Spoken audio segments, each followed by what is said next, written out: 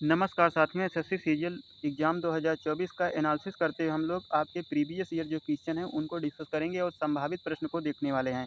आपका कोई भी क्वेश्चन यहाँ पर रियल क्वेश्चन शेयर नहीं किया जा सकता क्योंकि एसएससी के द्वारा प्रतिबंधित किया गया है। तो हम लोग प्रीवियस ईयर और संभावित प्रश्नों को इस वीडियो में देखने वाले हैं, जो कि आपके आने वाले एग्जाम के लिए बहुत ही बेनिफिशियल होगा। तो चलिए पहला प्रश्न देखते हैं। पहला प्रश्न आपकी स्क्रीन पर, मेडागास्कर किस महासागर में स्थित एक द्वीपीय देश है? तो इसका करेक्ट आंसर हो जाएगा ऑप्शन नंबर बी, हिंद महासागर में स्थित एक द्वीपीय देश है मेडागास्कर।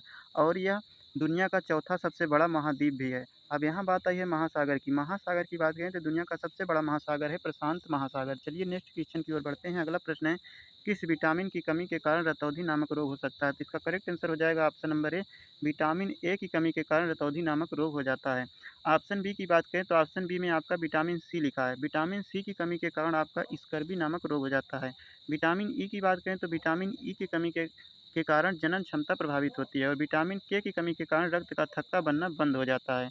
और यहाँ पर बात आई है विटामिन की, तो विटामिन की खोज किस वैज्ञानिक के द्वारा की गई थी? इसका कमेंट करके आप लोग आंसर देंगे। चलिए बात करते हैं अगले प्रश्न की। अगला प्रश्न है, स्वाइन फ्लू फैलने के लिए कौन सा रोग कारक जिम्मेदार है? तो इसका करेक्ट आंसर हो जाएगा ऑप्शन नंबर ए, विषाणु जो है ये स्वाइन फ्लू फैलने के लिए रोग कारक के रूप में, अर्थात स्वाइन फ्लू रोग जो है विषाणुओं के द्वारा होता है।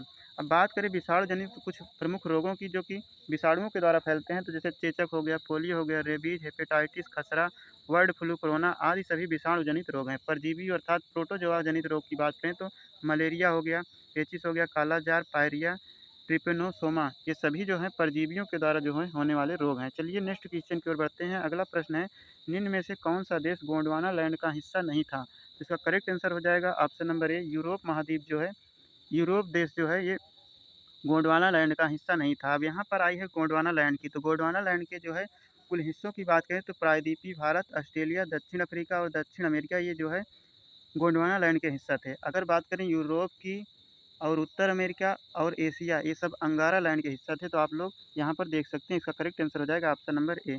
नेक्स्ट क्वेश्चन है, डब्ल्यू को किसने निर्मित किया था, या कहें वर्ल्ड वाइड वेब का जो है आविष्कार किसके द्वारा किया गया था? तो इसका करेक्ट आंसर हो जाएगा ऑप्शन नंबर आपका बी, टिम वर्नर्स ली के द्वारा जो है इसका जो है आविष्कार किया गया था। डब्ल्यू का किस सन में किया गया था? तो 1989 में टिम वर्नर्स ली के द्वारा जो है वर्ल्ड वाइड वेब का आविष्कार किया गया था। अदर ऑप्शन की बात करें तो एच एडवर्ड रॉबर्ट जो थे, इनके द्वारा पर्सनल कंप्यूटर के जनक हैं।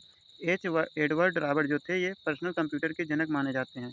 लैरी पेज और सर्गी ब्रेन की बात करें तो इनके द्वारा जो है गूगल की स्थापना की गई थी, अर्थात ये दोनों लोग गूगल के संस्थापक हैं। चलिए नेक्स्ट क्वेश्चन की ओर बढ़ते हैं। अगला प्रश्न है, निम्न में से कौन सी नदी यमुना की सहायक नदी नहीं है? इसमें पूछा गया है यमुना की सहायक नदी नहीं है। तो आप लोग पेपर में नहीं शब्द जो है देखना भूल जाते हैं, आपको दिखाई नहीं देता है। इसमें इसका करेक्ट आंसर हो जाएगा आपकी जो है गंडक नदी जो है, गंडक नदी जो है ये यमुना की सहायक नदी नहीं है। अब यमुना की सहायक नदी की बात आई है तो यमुना की जो प्रमुख सहायक नदियां हैं उनकी बात कर लेते हैं। टोंस हो गया, चंबल, हिंडल, बेतवा, केन, ये सभी यमुना की प्रमुख सहायक नदियां हैं। अब यहाँ बात आई है गंडक की, तो गंडक जो है ये गंगा की सहायक नदी है। अब बात करें गंगा की सबसे बड़ी सहायक नदी कौन है, तो ये है यमुना, गंगा की सबसे बड़ी सहायक नदी है। चलिए नेक्स्ट क्वेश्चन देखते हैं। अगला प्रश्न है, निम्न विकल्पों में से किस में ऑक्जेलिक अम्ल के पाए जाने की संभावना सबसे अधिक होती है? तो इसमें करेक्ट आंसर हो जाएगा ऑप्शन नंबर सी, पालक जो है इसमें ऑक्जेलिक अम्ल पाया जाता है। पालक के साथ साथ आपका टमाटर जो होता है इसमें भी ऑक्जेलिक अम्ल पाया जाता है। अदर ऑप्शन की बात करें तो सिरका में आपका एसिटिक अम्ल पाया जाता है, इमली में आपका टार्ट्रिक अम्ल पाया जाता है, दही में जो कि खट्टा पदार्थ होता है इसमें लैक्टिक अम्ल पाया जाता है। चलिए नेक्स्ट क्वेश्चन की ओर बढ़ते हैं। अगला प्रश्न है, एक तत्व एक्स की परमाणु संख्या क्या होगी जो आवर्त 2 और समूह 17 में उपस्थित है? आवर्त 2 समूह 17 में अवस्थित है तो इसका जो है परमाणु संख्या हो जाएगी 9। इसका करेक्ट आंसर हो जाएगा ऑप्शन नंबर डी, कितनी परमाणु संख्या होगी? 9 होगी। चलिए नेक्स्ट क्वेश्चन की ओर बढ़ते हैं। अगला प्रश्न है, निम्न में से किसकी स्थापना 1875 में बम्बई में हुई थी? तो 1875 में बम्बई में किसकी स्थापना की गई थी? तो इसका करेक्ट आंसर हो जाएगा option number C, Arya Samaj की स्थापना की गई थी 1875 में मुंबई में। चलिए नेक्स्ट क्वेश्चन की ओर बढ़ते हैं। अगला प्रश्न है, उत्तर पश्चिम भारत में पठानों ने किसके नेतृत्व में मेलाल कुर्ती अर्थात रेड शर्ट के नाम से मशहूर खुदाई खिदमतगार संस्था की स्थापना की थी? तो ये किसके द्वारा स्थापना की गई थी? इसका करेक्ट आंसर हो जाएगा खान अब्दुल गफ्फार खान के द्वारा इसकी स्थापना की गई थी। चलिए नेक्स्ट क्वेश्चन देखते हैं। अगला प्रश्न है, मृच्छकटिका नाटक निम्न में से किसने लिखा था? मृच्छकटिका नामक जो नाटक है ये किसके द्वारा लिखा गया था? तो इसका करेक्ट आंसर हो जाएगा ऑप्शन नंबर बी, शूद्रक के द्वारा ये नाटक लिखा गया था।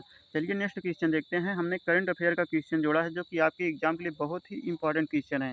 2024 ओलंपिक खेलों का आयोजन स्थल डॉट डॉट था, तो ये कहाँ पर आयोजित किए गए थे? तो इसका करेक्ट आंसर जो भी है आप लोग कमेंट करके देंगे, क्योंकि अभी हाल ही में ये जो है संपन्न हुए हैं। चलिए नेक्स्ट क्वेश्चन देखते हैं। अगला प्रश्न है, आधुनिक औद्योगिक प्रणाली के उदय से पहले भारतीय निर्यात में मुख्य रूप से किस प्रकार के जो है उत्पाद जो है निर्माण शामिल किए गए थे? किस प्रकार के उत्पादों को है निर्माण में शामिल किया गया था? तो सूती और रेशमी वस्त्र, ऑप्शन नंबर आपका ए सही हो जाएगा। सूती और रेशमी वस्त्र जो है आधुनिक औद्योगिक प्रणाली के उदय से पहले भारतीय निर्यात में मुख्य रूप से शामिल किए गए थे। चलिए नेक्स्ट क्वेश्चन देखते हैं। अगला प्रश्न है, डाट डास मतलब यहाँ पूछा गया है कि कौन सा राज्य का दास कथिया नृत्य ऐतिहासिक और पौराणिक कथाओं को चित्रित करते हुए दो पुरुषों द्वारा किया जाने वाला आदिवासी नृत्य है? तो इसका करेक्ट आंसर हो जाएगा उड़ीसा राज्य का जो है ये दास काथिया नृत्य है, जो कि ऐतिहासिक और पौराणिक कथाओं अर्थात घटनाओं को चित्रित करते हुए दो पुरुषों द्वारा किया जाने वाला आदिवासी नृत्य है। चलिए नेक्स्ट क्वेश्चन की ओर बढ़ते हैं। अगला प्रश्न है,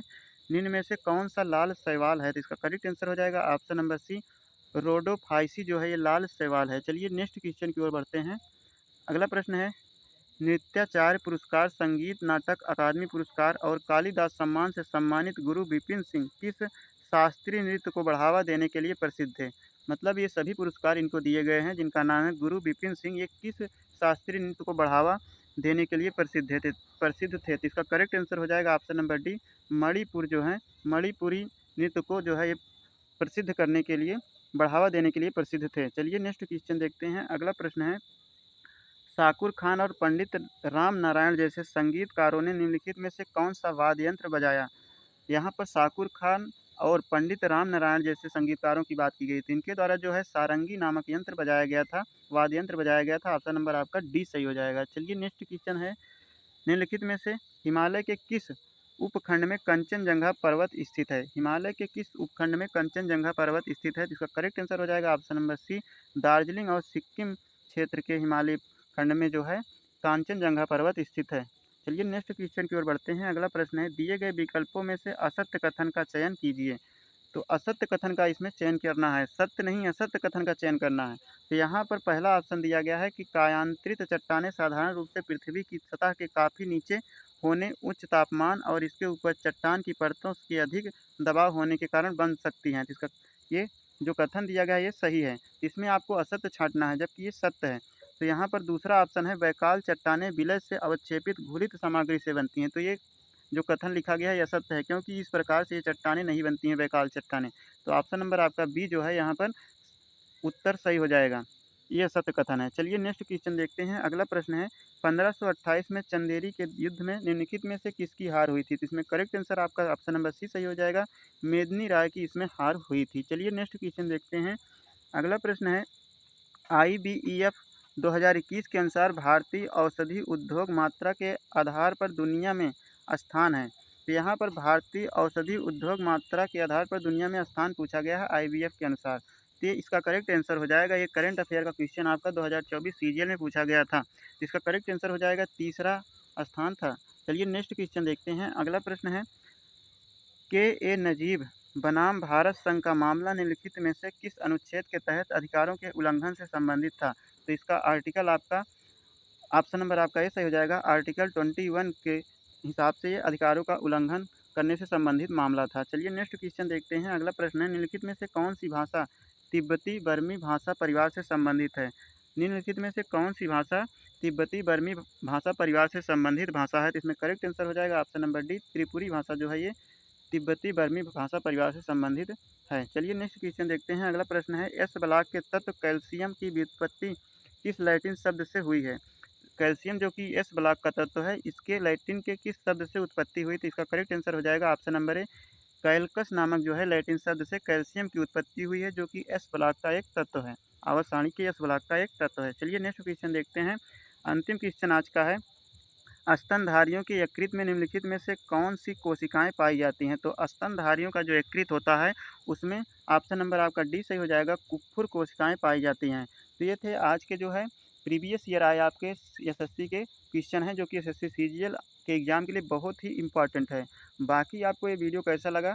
आपके आने वाले सेट में ये क्वेश्चन देखने को मिल सकते हैं, या इससे रिलेटेड जो फैक्ट अभी बताए गए हैं उनमें से कोई भी फैक्ट आपको हो सकता है मिल जाए। आज का प्रश्न जो है आप लोग कमेंट करके इसका आंसर ज़रूर जाइएगा।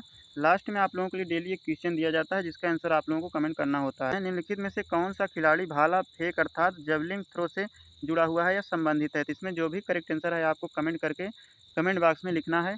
बाकी आपको वीडियो कैसी लगी, फीडबैक कमेंट बॉक्स में अपना दे सकते हैं। वीडियो को अधिक से अधिक शेयर जरूर कर दें। आज के लिए इतना ही। जय हिंद, धन्यवाद। स्वस्थ रहें, व्यस्त रहें, मस्त रहें।